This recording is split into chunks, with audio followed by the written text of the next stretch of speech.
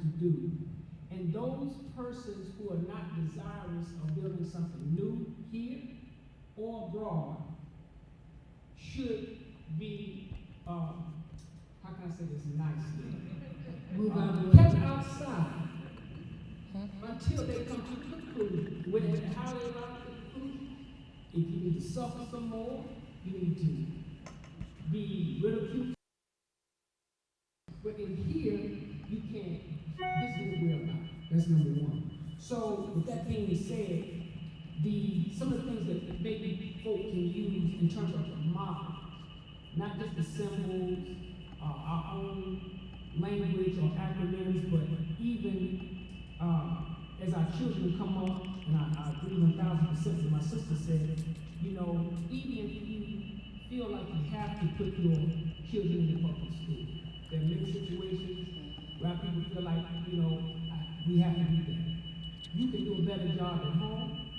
You can do a better job. Even if you think, I don't know nothing, you can get on that computer and do a better job at home. But at least let them get off to a very good start so that when they go to the public school system, they have a very good foundation.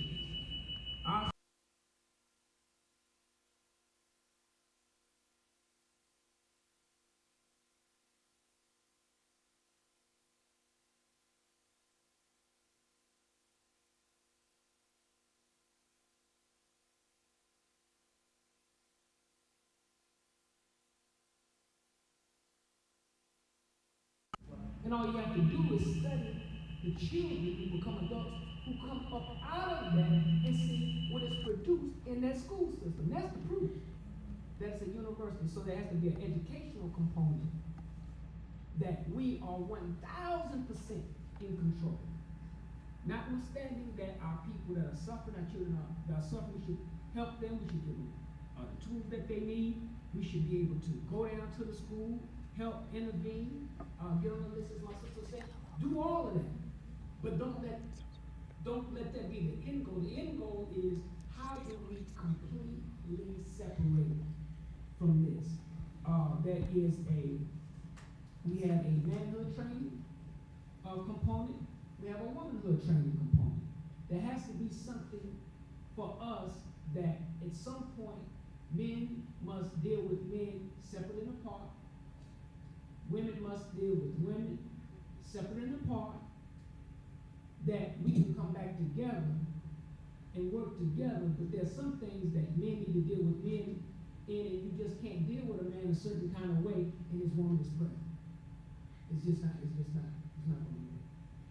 So whether it's manhood training, womanhood training, however you want to call it, some type of rites of passage program where we get to tell you whether you're grown or not grown, not your computer or internet, or you reach 18 and now I'm considered, no, we have to be in charge of that. And lastly, I would mention we have a series of study guides that we use, and we sit in study circles, but the title of the series is called Self-Improvement, the Basis for Community Development. There has to be a component in a community that we sit and we analyze self. How do I strengthen myself? What are the weaknesses of self? This is not these things are not a lecture format. It is a circle. We say that we sit in a circle because God is the center. And truth regulates that circle. Now, we may have a circle facilitator, to help the conversation going, but nobody there is the boss. Truth is the boss. And the nature of it is everybody comes, everybody feeds, and we walk away, with tools to improve ourselves. So those are things that I think that we could implement with very little money. It's just intention. The number one thing is what are your intentions? And we have to start there. Excellent. I really like that model. And for those of us who have spent any time around the Nation of Islam or the nation, you can definitely see the fruits and results of what the minister is describing. So excellent. I would love to see a way for us to possibly take the framework of that model, expand it into our community, and utilizing all the organizations that at least we have present here and other organizations, just to really build upon that for our people. You know, from and this is no, don't want to make anyone feel bad, but from a non-religious perspective, possibly. You know, this is what Malcolm even said. He said when we come together to organize, he said we need to leave our religion at the door. And so I think that would be great. I really like that model, and I'd love to hear more about that, if you don't mind. So it's not a problem. Anybody wants it, we got it. We'll get it to you. Excellent, excellent, excellent, excellent. And I lost who was next. Brother Gerald. Well, this is a picture of me holding my son about 30 years ago. And on the top of it, the shirt says, "Know thyself." But underneath that word, my arm is blocked. It says, honor, dignity, and respect. And I think that's number one for each and every single one of us. That's what we start at the beginning. Know thyself and have honor and dignity with ourselves. The second thing is, if you know you're hurt, if your feet hurt, you go to a foot doctor.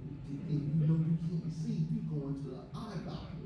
Well, you know when your mind ain't going in the right place, you need to go see a doctor for that. So don't be afraid to do that. I go to a doctor because I have to. Because sometimes I'm out there and when there's a shooting that takes place and the mom and the dad don't want to see the body, sometimes as president of the NAACP, I have to go see that body. So sometimes I have to go talk to somebody just so I can be okay. So it's all right to get some hope for yourself. The next piece to that is what Janet was over there talking about just a minute ago about Leandro. I want to give a shout out to Corinne Mack, who's the president of the Charlotte NAACP, for helping get that Leandro case to the finish line. Now, and I don't know, it may be just maybe a few people here, but I'm one of those very few people here in this city that have touched every single file that exists over there at the county for 30 years of people fighting to make sure our kids don't get this money for education. Wow. I needed to see what type of man would fight not to educate children for 30 years in order to defeat them. Wow. Okay? The next piece to this, what Corey's just got to be saying about us working with each other.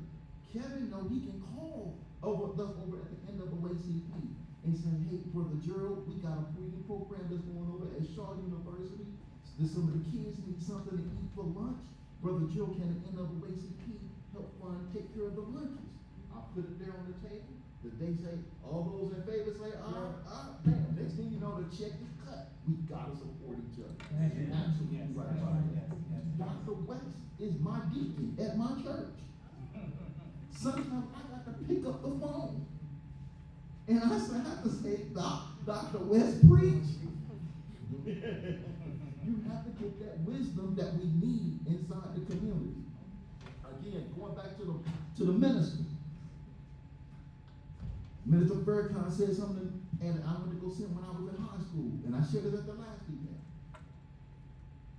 Look behind the face of the clock to see what moves the hand. I've been remembering it ever since I was like 14 or 15 years old, the first time I went and saw the minister.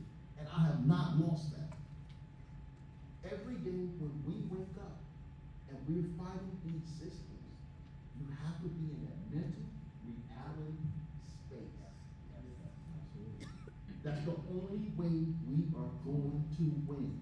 And I had to, and I'm gonna close out with this, was he was talking about either creating something new here or going somewhere else.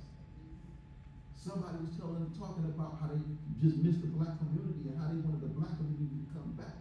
And I had to explain to the sister, the black community that you was talking about was designed to fail. It was never going to succeed.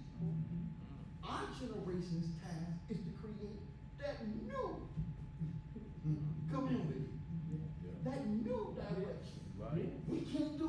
like what it was. Because what it was got us to where we are. We got to fix it and improve it and make it better. Excellent, excellent, excellent. Wow. Yeah, and the black community was designed to fail because we realized that we're behind enemy lines, and we've been operating behind enemy lines ever since we've been here, right, Avi? So we need to, as we're building whatever it is we want to build, or whatever it is we're proposing to build, we need to build in a way to defend it, right? Yeah. Because we know that anything that we build, any system, organization that we build that attacks the structure, will be attacked by the structure.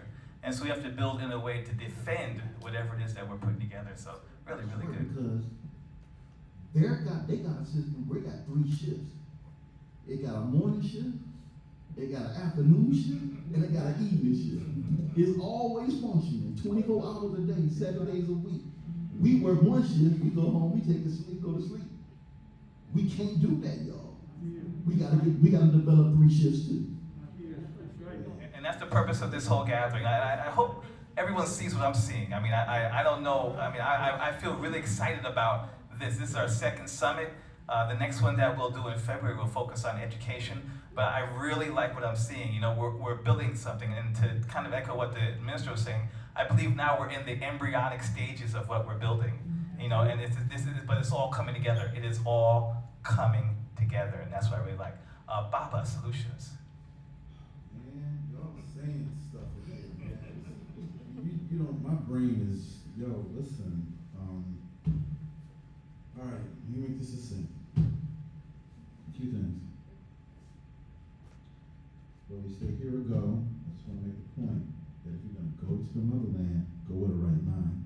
Because a lot of brothers and sisters are going over there with polluted Black American minds and reduplicating what is here. And bringing the ratchet behavior, the attitudes, this, that, and the third. I got some contacts in Tanzania and Ghana, and I stay in touch with these people, and some Black brothers and sisters who mean well are going back, and they're taking the virus with them. So you got to clean the mind up before that. Next, about supporting each other. It is an African tradition that everything that is done in the village, in the nation, is shared cooperatively. This is in our DNA. We just need to uncover that and get back to that. The way that me and Asar and Kwajo and Queen Thais at Liberated Minds, we do this automatically. So it's like we're lifting each other up and holding each other up, and that gives you strength to be offensive and defensive. And as my background as a leadership psychologist, I am always thinking strategy. I'm always thinking institutional fortitude. I'm always thinking 2 and 3 steps ahead as to how to get the people or the institution to survive. So I just want to throw that out there. Last thing, this is my healing point right here. My background also includes background in the healing arts. I'm a personal trainer and a martial artist. I'm a massage therapist. I teach yoga, meditation, and some other things. One of the big aspects of mental wealth and mental health is your body. Your body is not separated from your mind. So one of the quick things, and one of the ground things that you might be able to get started soon, and I will help, I'll come back down and help put this together, is having some classes where brothers and sisters are getting in touch with their bodies, because your body is speaking to you. That pain in your lower back, that problem you're having with your hearing, your digestive issues, why you got that rash, how come you can't sleep, I'm losing weight, I'm gaining weight, all of this stuff is tied into your mental wellness. So if you don't have any of those programs flying right now, you are missing opportunities to build and sustain mental wellness, right? So it's not just a cognitive thing with mental wellness. Mental wellness is about the being as well. There is no separation between mind and body. So just succinctly, I would start to put some of that on the table and start making some of that fly now, and that can start almost immediately. Excellent, excellent, excellent. Yeah, and that, we definitely don't want to overlook the powerful connection between the mind, the body, spirit. We're holistic beings, and so we're physical, we're mental, we're spiritual, we're social, we're all of these things, and we're damaged in all those areas. And so in order to heal the mind, we have to heal every single aspect of who we are, our entire being. So really, really good, really good. I know we had some questions from the audience. Just a minute, could I just make a quick? Yes, sir. Yes, sir. It escaped me at our commissioners meeting on Monday. Don English, who is the CEO of Wake Med, we've been working with Wake Med Hospital related to the mental health piece, and the county donated, contributed $6 million at that particular meeting. But we are going to build, working with the county and Wake Med, a 200-bed mental health, behavioral health unit focusing, and I'll just mention the jails. So I think that's a real positive piece. It's physical and mental. And I think the other thing is that we have 3 major strategies in a new strategy that we have, organizations, public-private, called Live Well Way. One of those is access to health, and African Americans and Black folks, that's one of the biggest problems that we have. The other relates to the issue of affordable housing and mental health. Those are the 3 big strategies, and what's interesting about that is that I participated in a session in San Diego, California, called Live Well Way. San Diego is probably on the cutting edge of looking at a public-private partnership. And so now we see these things coming to fruition. I actually pushed the issue, looking at the Miami-Dade substance abuse mental health strategy. And I guess I was set up kind of like the lone voice calling out in the wilderness. But if you hang in there enough, you can get some things done. I just want to reiterate this point, that there's no question that there are many inequities as it relates to us. And the only way we will ever solve that is we got to stop agonizing, we got to stop organizing, we got to start loving each other and put our resources together. Excellent, excellent, excellent. And sir, the programs that you mentioned, how can we find more information about those programs? Excuse me? The programs that you mentioned when you started talking, how can we find more information about those? Live Well Wake, just go on wakegov.com. You can find a whole lot of good things. Okay, good. And we do need, we have a Violent Communities piece. Yes. We focus on, we have 100,000 people in this prospering county. Everybody brags about it. We are considered one of the fastest growing counties, over 1 million in the United States.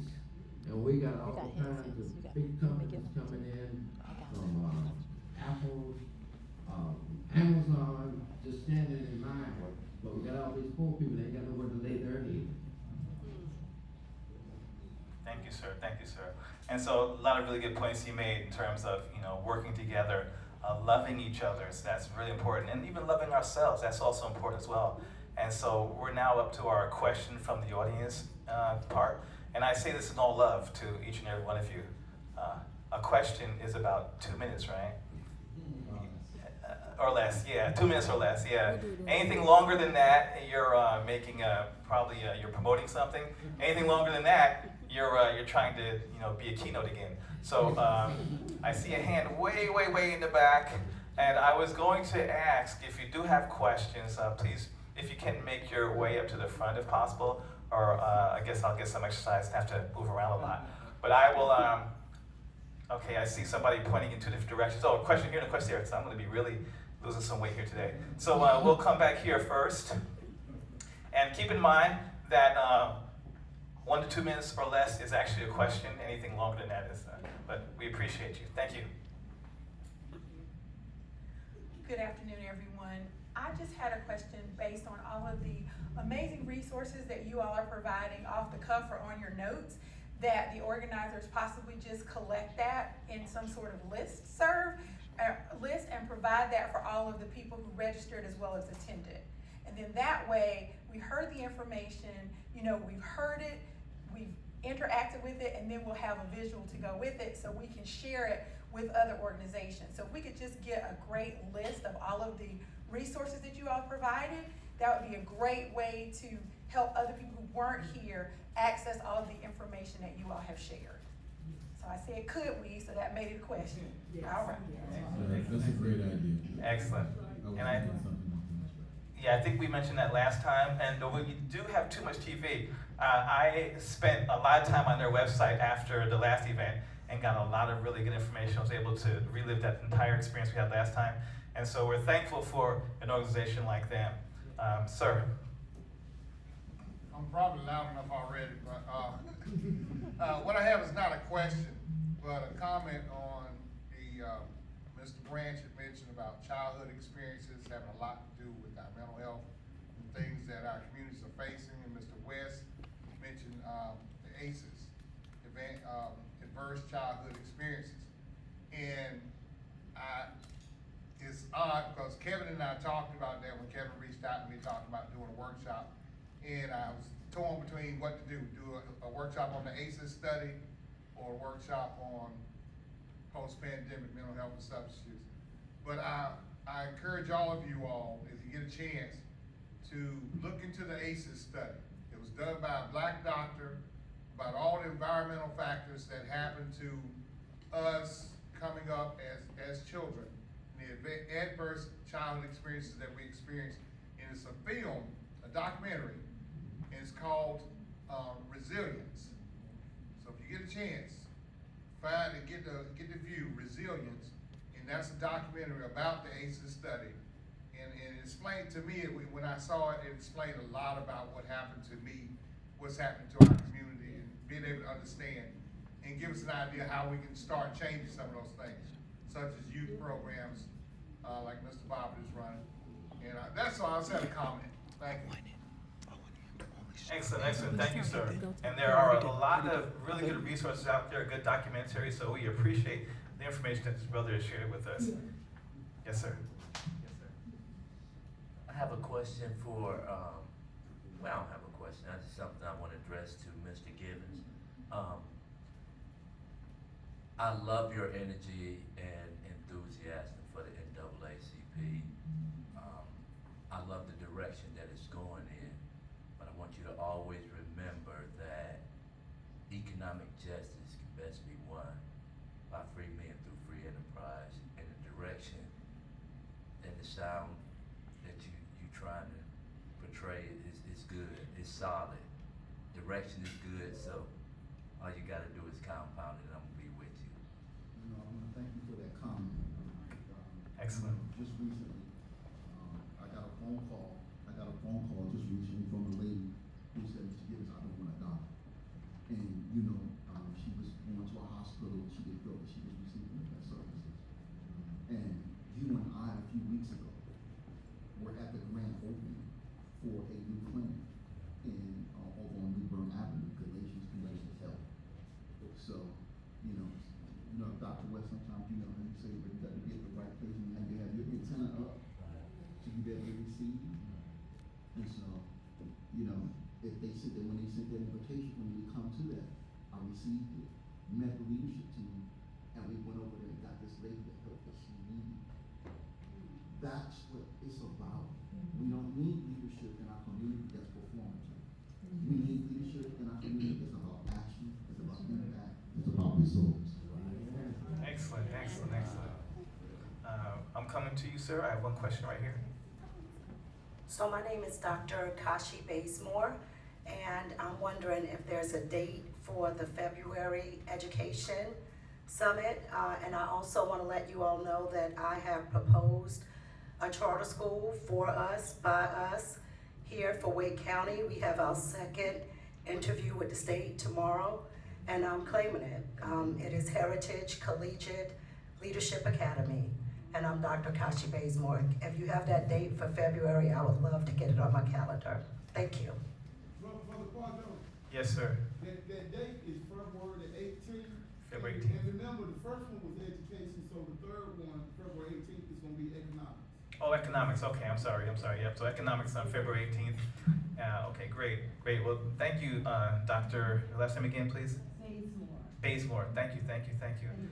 So I have one question here, and I think I see another hand over there, so everybody, it's all the corners, so I'm really just running all over the place. That's interesting. And as I'm running around, I probably put my phone down somewhere, so I have no idea where it is right now, if anybody sees, oh, there it is. Okay, it's on the podium, all right, thank you. Sounds when you get old. Thank you, you go, sir. Yeah, one for you first. My name is Thomas Bobbitt. I am the father of Kevin Bobbitt. And I'd just like to comment on mental illness. The white man showed us what mental illness was when he designated the black man as 3/5 of a man. And that's where mental illness started. And I grew up in Knight Dale, and when I left here in 1961, I was never coming back because of the racism in it all. But after traveling around in the Air Force for 13 years, it's everywhere. You cannot change it. But now, by the same token, I'm not one of these people that go along with the crowd. I got my own mind, I'm my own person. And I guess that's where Kip got most of his from, you know.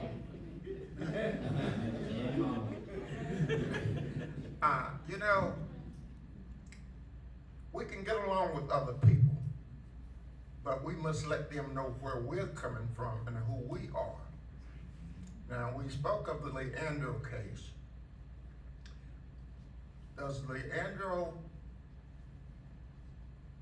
fund the public schools the way the General Assembly fund the charter schools?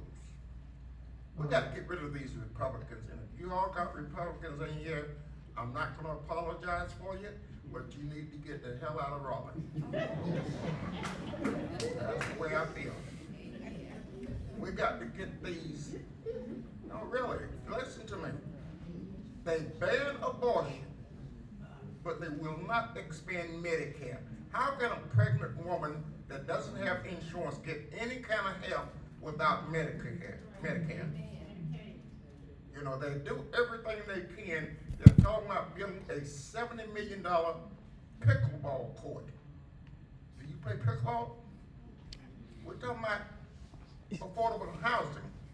If they got $70 million for a pickleball court, why can't we get affordable housing? They said we got a shortage of supplies. If you got supplies to build a pickleball court, you can build affordable housing. All these things are governed by who? The GOP. Now listen, Reverend Barber had the Moral Monday March.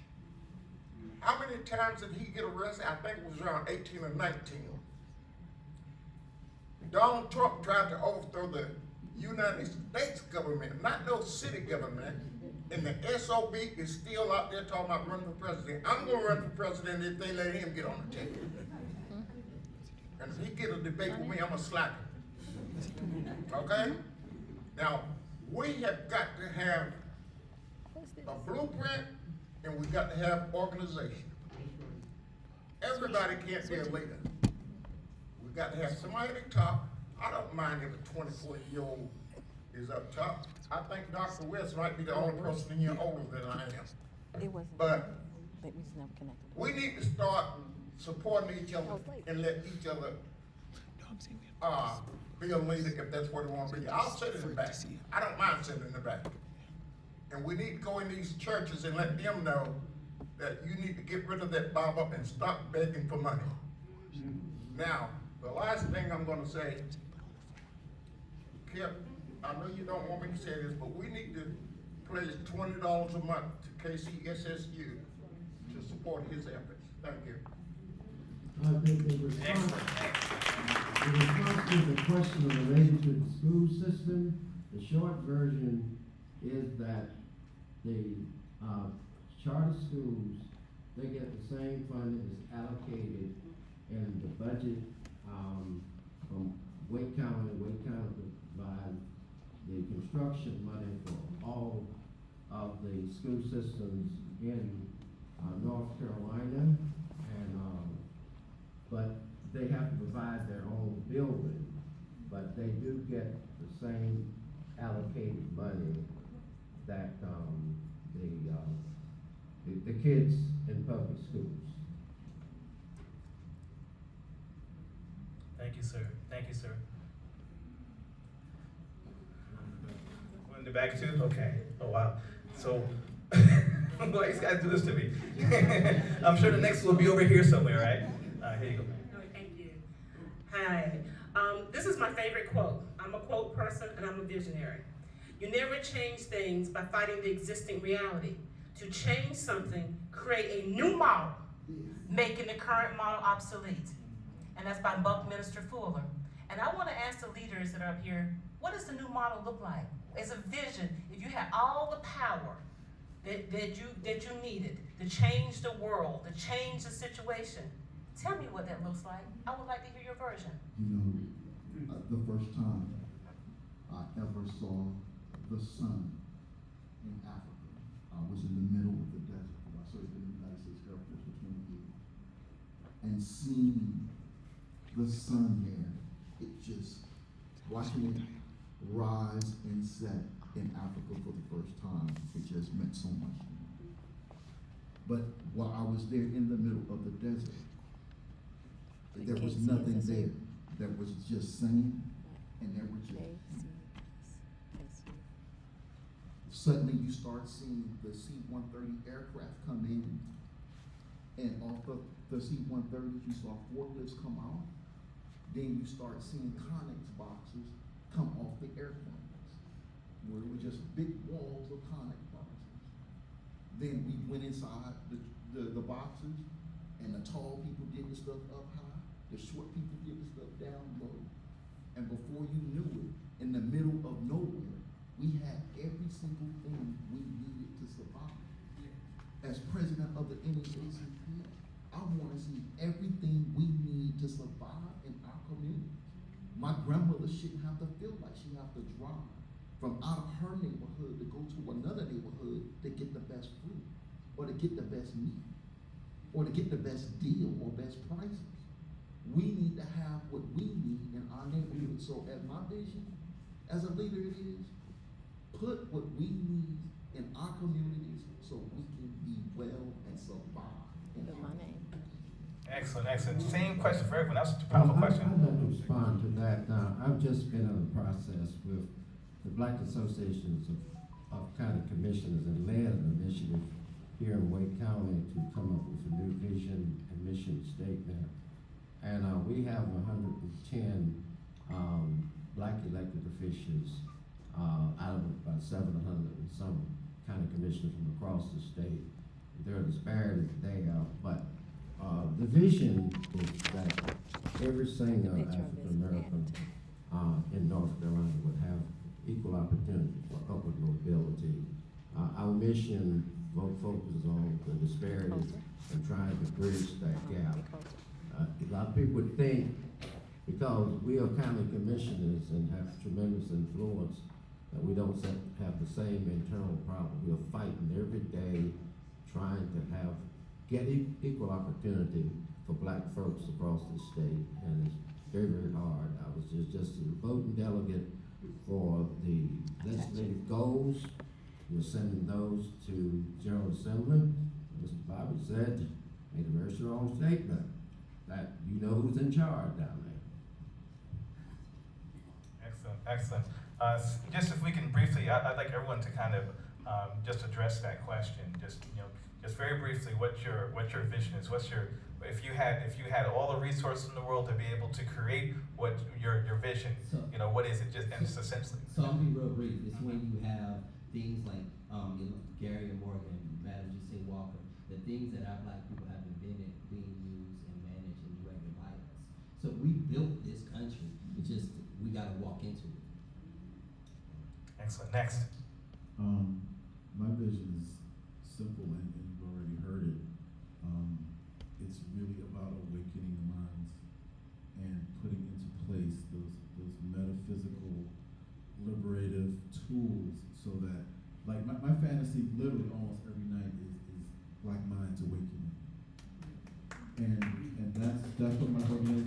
organization is about, and if I had all the resources, and I was talking to Kevin about this, I want to create from our organization different hubs of brothers and sisters who are doing what I'm doing all over the earth, so that they're getting this information, so that their minds are illuminated, and everything will blossom from it. I literally think about that every day. Once you awaken the mind, everything else will follow. Excellent, excellent. Yes, yes. Let me get the queen next, yes. My thing is to go back and empower the people. They have lost their power. They've lost their desire. They've lost their continuity in the communities and stuff. Just like the sister was talking about charter school. I was one of the authorizers on bringing the charter school. Your base money for your students come from the county in which the children are coming into Wake County to get education. So if Johnson County is $100 less and they live in Johnson County, that's the money's gonna come in. But we were fortunate enough, we signed a contract with the we were authorized, it was 5 African American women. And my job, my assignment, when I do my assignment, and so my assignment, when they asked me on the board, is to oversee the construction. One of the construction was done, once it was done, then that was my time to step away, because we do have preeminent, we have the academy there and everything. And one of the problems that we ran into was, we were supposed to start up the next week, and so the fire marshal from Raleigh said that he was going on vacation. So I called the head fire marshal. I said, if you have to send a fire truck out here, we're gonna open. And there was still some issues. We had already closed down another school. We called Springfield Baptist Church. Dan Sanders was the principal there. We told them, we'll give you $15,000 for the week if you let us meet here 4.5 days to get back. And that's what we did. You gotta rely on the community to really, really make your school a success. Everything you gotta do is rely on the community. And we set up preeminent charter school for underserved kids, African American kids that were at below grade level. Part of our budget was to put in there that we would pay the teachers to work after the end of the school day to tutor the kids and get them back on track. It's those type of things you gotta put in place.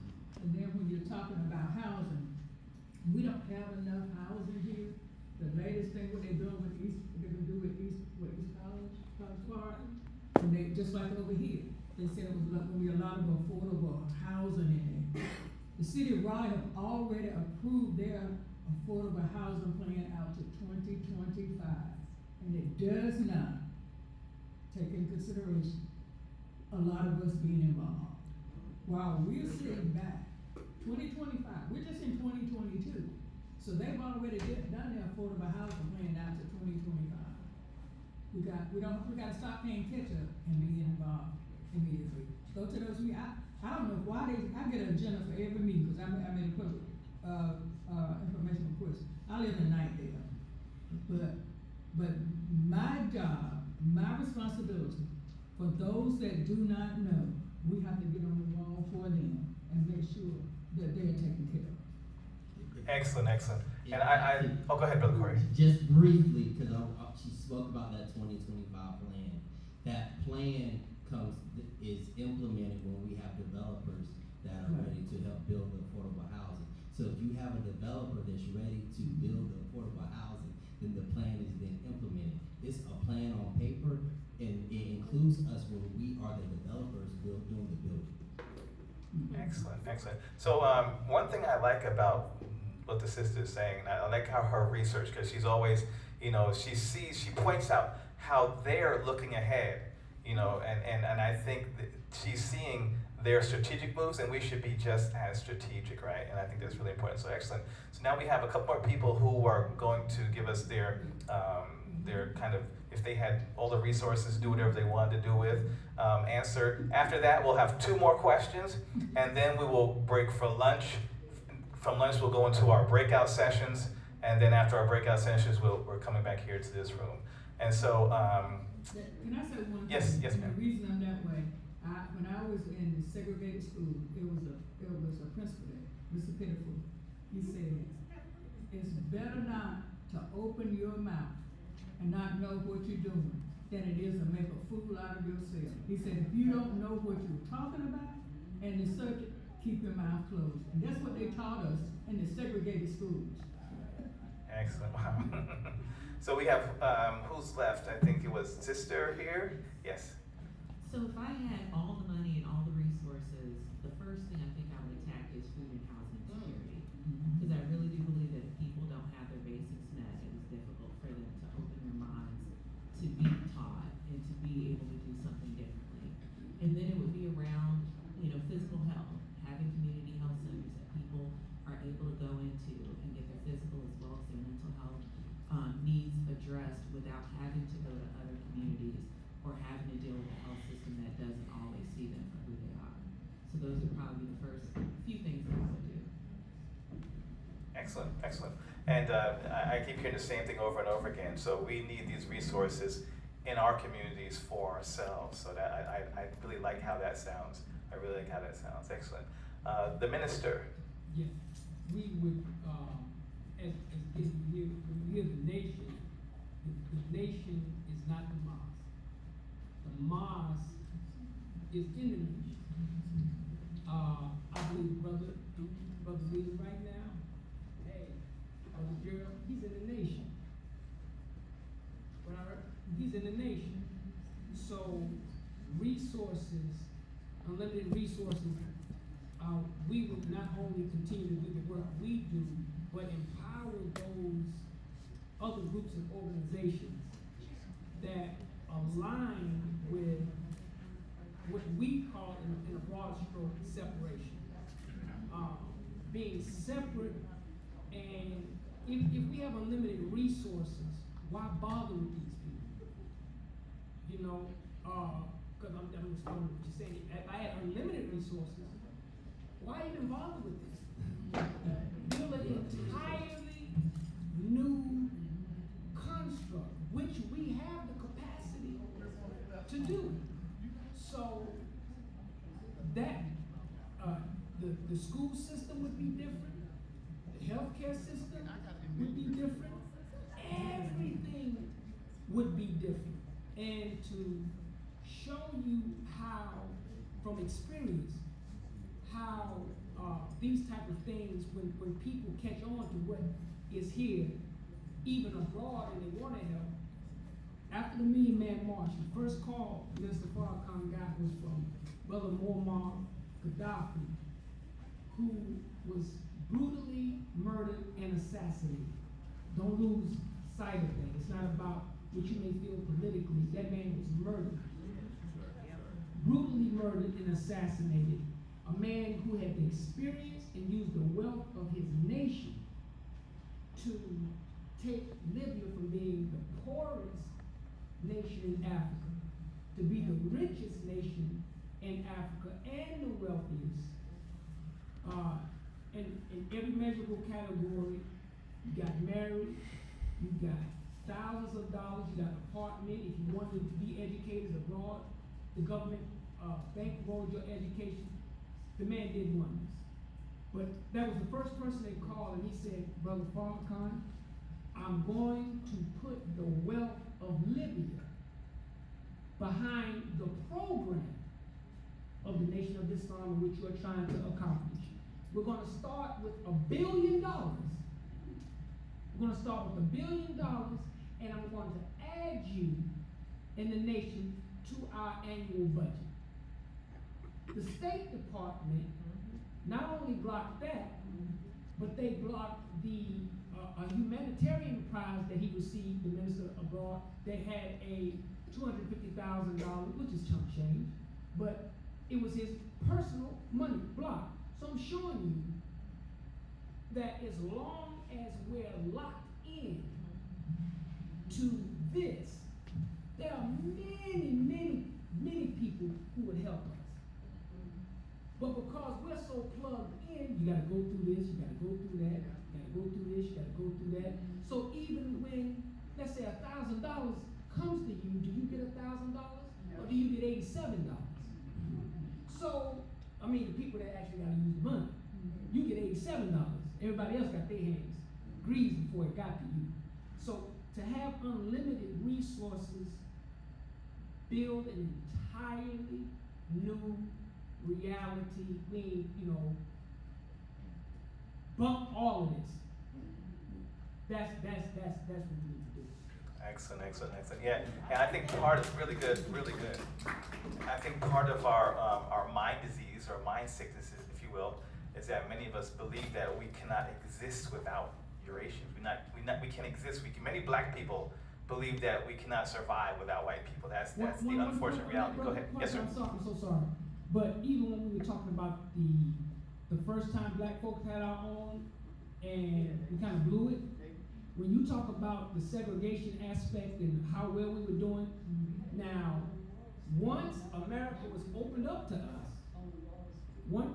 it was opened up to us and we didn't have to be segregated or separated, the sickness manifested. Because nobody forced us to go live with white people. Nobody forced us to go shop with white people. The structure that we built still existed. It was the sickness of the people. Not all, but the masses were more desirous of being white than black. We could have stayed amongst ourselves.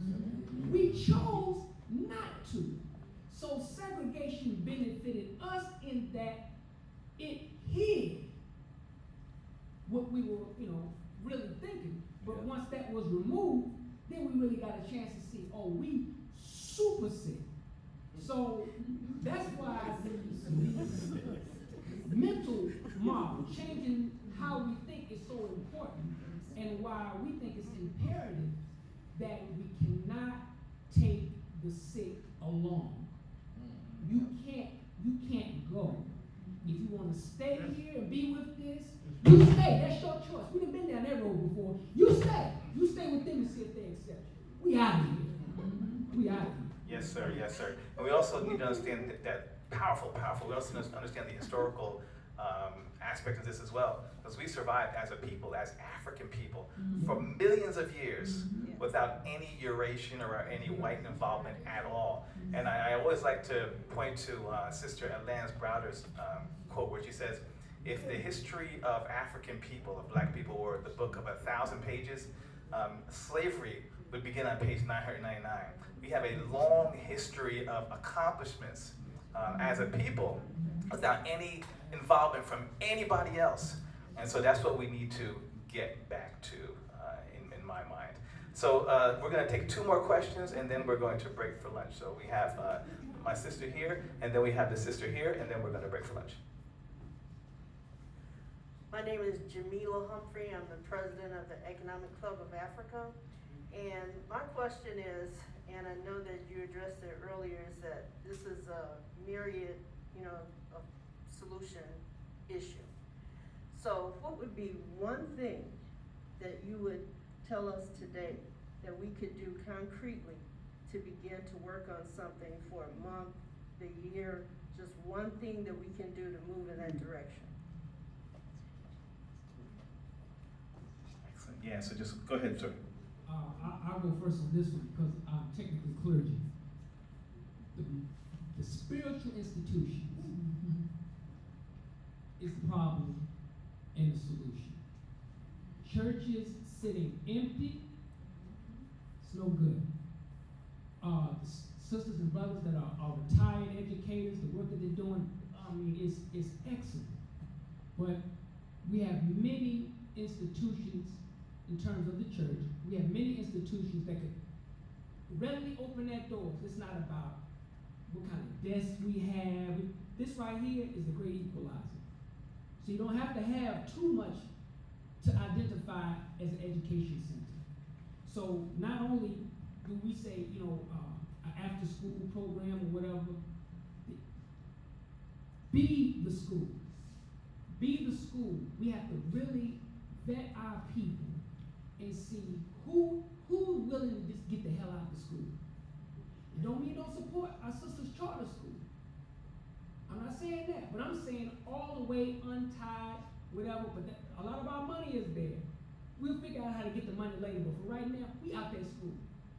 Give them some empty desks. That might sound far-fetched, but it is the easiest, simplest thing that we can do because these places already exist. Our spiritual houses, they already exist. It's just a matter of moving things around. And school can be in the fellowship hall. It doesn't have to be an elaborate thing. It can be, if you don't have a fellowship hall, the pews. Y'all sit over here, you sit over there. We'll pull this. You have to do what you have to do.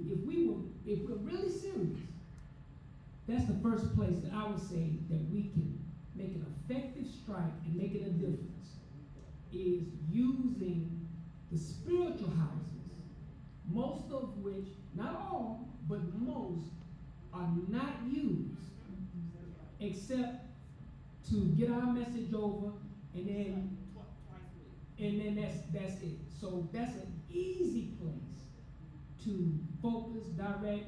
They probably already have the Wi-Fi. We'll shoot you a few chips a month to upgrade to the highest speed or whatever. That's something easy we could do right away and pull our children right up out of these environments and force them to deal with the absence of our children. And we worry about the money part later. Excellent. Anybody else? What was your title again, Sister? Okay, you said you're the head of the Economic African Economic Club of Africa. Okay. One of my suggestions would be, and you may have done this already since you're an economic club, I would say start creating susus and encourage other brothers and sisters to start creating susus. Does everyone in here know what a susu is? A susu is basically a shared cooperative economic structure that Africans have been using for thousands of years, that they have built their towns, villages, houses, empires on sharing in an economic circle the funds amongst themselves versus those funds leaving them and going out somewhere else. My organization, SBEC, Strategic Black Empowerment Training, we have a susu within our organization that we've been running for the past 2 years to get brothers and sisters warmed up to it, because a lot of us have never done susus, and some black people were uncomfortable with the idea of giving money to other black people. So we've done this for 2 years now, and now in 2023, we are looking to invest in Africa. We're looking to invest in agriculture, or minerals, or real estate, and things of this nature. And a susu, you can have 3, 4, 5 people to start a susu. Just a savings susu, so that once that pot comes around every month, you got an extra $500 in your pocket, or an extra $1,000, or an extra $5,000, depending on that. But it's something you can do today. Economically, to one, help you financially, and two, to train your mind about shared cooperative economics. And feeling safe by giving my brother, all right, here's my $100 for the susu. I'm not even gonna, I ain't gotta worry about it. Here's my 100 per week, here's my 100, here's my 100. And it comes back around like, oh wow, I got $1,000. Right? That's something I would do. Excellent. I was gonna say quickly, with the susu, get with whatever financial institute, get with your neighbor, buy land. Buy land. Find your realtor, buy land. Because when you control the land, you control what happens on it. Buy land. God's not making any more land other than Hawaii with the volcanoes. Buy land. I'd like to make a comment that's been the proverbial question for a number of years, but I think this concept is shared economic co-op. We do have, I guess I would say, a fledgling group here in Raleigh that's looking at a co-op called Fertile Grounds, and also there is a co-op in Greensboro that's similar, and it's working well. I think the co-op is the beginning piece, but one thing, we have to create some mutual trust. Buying land, if you're down in the country where I grew up, you can buy land real cheap. You can't buy land in Wake County. I mean, it's just simply too expensive. If you pool your resources and right on down the line, there's also been concepts of talking about black folks coming together and investing together and then building, I guess, facilities and things of this sort. John Kane, when he looked at the 100 plus 200 acres down near Shaw, they were talking about community benefits agreements.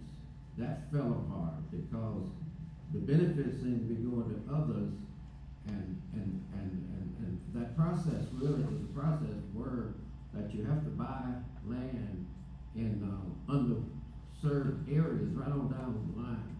But Malcolm Gladwell said in his book, The Tipping Point, that small things tip big things. So I think the combination of the idea about the cooperative piece and the resources and trying on a small scale and do a pilot that's manageable and then replicate that. But there is no question, Councilor Branch is exactly right. We have lost, black folks have lost 90% of their land over the years. And so it's tough. But I think what comes together based on what we heard from the presenter, that's fantastic, is that we have got to get to the point that we believe in our roots, we get back to trusting each other, and there's risk in everything we do, but if we don't do that, in some way, because we're kind of like crabs in a basket, and one of them, we're pulling back down. But I do think that's something we need to work on. The economic mobility piece, and jobs, and all that training, all that comes together. Excellent, excellent. And I like how Dr. West keeps focusing on the coming together and pulling together and trusting each other and loving each other, because that is so important. So we appreciate that. She's looking for me. I'm right here. I'm right here. I'm right here. I'm right here. You can see me. One thing to add to what he just said, and this plugs into what the keynote was. Your African identity is key in creating that trust, because this is how Koreans and Chinese and other ethnic groups have gotten together to own massive amounts of real estate. And they don't have to necessarily be family, they don't even have to like each other, but there's an understanding that they are a people, and they understand the end game of, if I put in my $10 a week, my $100 a week within this, we're gonna own this building, we're gonna own this land. And I live in New York, I see it all the time. And they will live in a house and have 10 to a house or 20 to a house, but then what happens is that they go out and buy a house cash. They go out and buy a house cash. They go out and buy a house cash. And then every one of those 10 people that were in that one house all have their own houses paid for. And like the Malcolm Gladwell quote, little things to big things, it was just $100 a week or $50 a week or $20, right? That's the power of the susu that Africans have lost, that non-Africans have used in their favor to create the wealth that we have lost. And I'll just say one other thing. I know personally politicians in New York who have gone against us as African people and who have helped us lose and lose buildings that end up in the hands of the government and white people in New York. See it for myself. And they should be executed. That's the price. Sorry, brother. We have to punish people. We have to learn to punish people. Like, they don't mean you got to jump down and beat them up unless they just accidentally bump into you in the store one day. But people can't keep doing these type of things to us and don't pay a price. People died when they lost their cribs in Brooklyn. Literally, old people got kicked out. It was something called third-party transfer, where they would steal your property. They had these fake deeds sometimes, or they would say, well, you owed a water bill. They would take not only your house, they would take every house on the block. This happened in the Bronx because one person had like an outstanding tax lien or water debt, and then old people were actually thrown out on the streets, and some of them died because they lost their homes. People, they're killing their own people. These are brothers and sisters who are in government playing footsies with the white power structure, and we lose our land, our own our lives, our lineage, all that equity that folks had in homes. This is what, listen, white supremacy is a rapacious evil that is set to destroy us and exploit us completely at all costs and do not give a damn. Don't ever think otherwise. And a prime example, what you're talking about, if anyone go out to Capitol Boulevard, where it's a back there, it was a Walgreens on the corner that they never actually did anything to. The Hispanics, they bought their own bank, and that's the only bank that they bank at on Capitol Boulevard, right across from Wendy's. It's a Latino bank. Mr. Moderator, let me just say this, one word: evictions, evictions, evictions. This is the next tsunami that's coming. We had a meeting, 2 meetings in the last 2 weeks, and to see the plight of the black folks that came in, and we're working with the city and county. Councilor Branch is gone, he was part of that meeting, but I see this as another trend.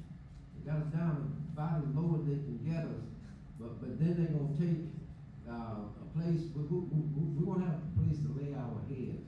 If we don't come together somewhere around that, and that is kind of what I call the basic kind of needs: food, shelter, clothing, and security.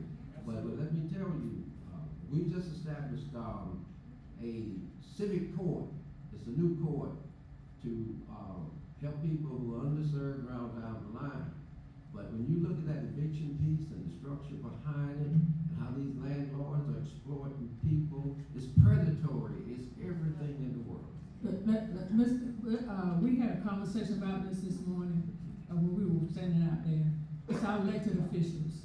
There are 13 statutes that the Landlords Association, which our House and our Senate representative passed. And one of them says, even if you pay your rent on time, they can put you out. And they can raise the rent. And these were the people that we put on Jones Street, that the Landlords Association got to and put all those general statutes in there. You could go to the Supreme Court. It's a statute. It's passed by the House, passed by the Senate. Those are the sick minds. Absolutely. Of black African people that we're talking about. That's what sick. And if I could just quickly jump in from a very different angle, I'm going to stay in the lane I know the best, which is mental health. Is I think from an individual perspective, if people were to just focus on a few things to look at their mental wellness, is to start reading some of the books that have been mentioned here today. Look at your diet. Food makes a difference.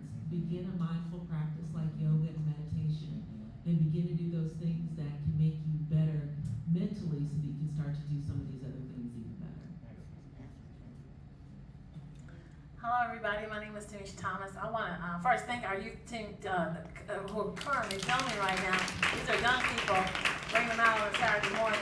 It's kind of hard, but that's because Kevin Bobbitt supports our organization. I don't have a question, I just have an epiphany. And I just want to ask, how many organizations do we have in this room? If you could raise your hand if you are doing organizational work, you have organizations. So to raise them high, I want to count the hands. Count real high.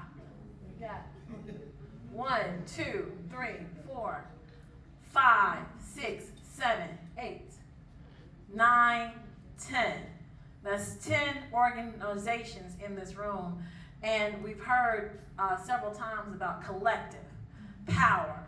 So I would really like to, if we could get that list of resources, but also to get the list of organizations here before we leave. I'm hearing coalition and coalition building. Because I know last time I was able to send the youth, I wasn't here, but I saw the tapes and I said, okay, we've got several organizations in the room. So this is a coalition. And so I would love to see some coalition building where we are identifying what those organizations are, operating collectively, going after some of that justice monies and some of the monies that we talked about together as one collective, because it brings us back to what Corey said earlier. We could raise the budget, and if we have a coalition, those budgets would be huge, and that impact it would be amazing. So that's one thing. And two, I like what Kevin and I have discussed this, and in my organization, what I've done is everybody at my table got to give me $20 a month. It works amazing. If they need my services as a business, they got to pay a little bit more as board members, and they do maybe $75 or $95 a month. But it's so easy because now a Big Mac is $10. So I work Kevin Light. I can put together a page for you, so the next time, and I'm committing myself in front of everybody, so that the next time we come into the next equity summit, at least we will have a one-pager where you can sign up and contribute to KCSSU monthly to give $5, $10, $15, $20. That's coalition building. That's what everybody needs to be applauding for that. Come on, let's put our hands together. We can't be in a room talking about coalition building and don't want to build it out of pockets. Come on now, that's come on. Let's give it one more round of applause. That's coalition building.